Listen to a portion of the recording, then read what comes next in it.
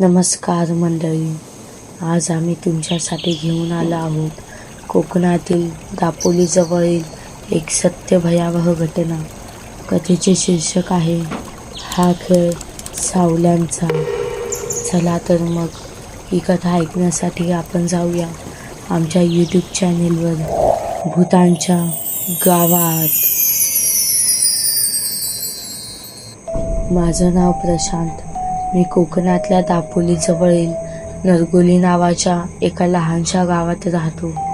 ही घटना सुमारे 10 वर्षांपूर्वीची आहे, पण आजही मला जेव्हा त्या रात्रीचा घडलेला प्रसंग आठवतो तेव्हा माझ्या अंगावर भीतीने काटा उभा राहतो.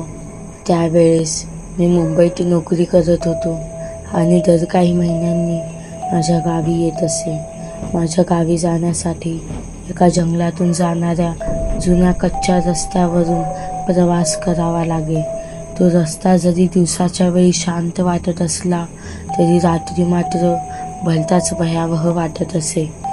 असं माझं मुंबई ते गावाला येणं जाणं नेहमीचंच असायचं, पण मी प्रवास एसटीने करायचो.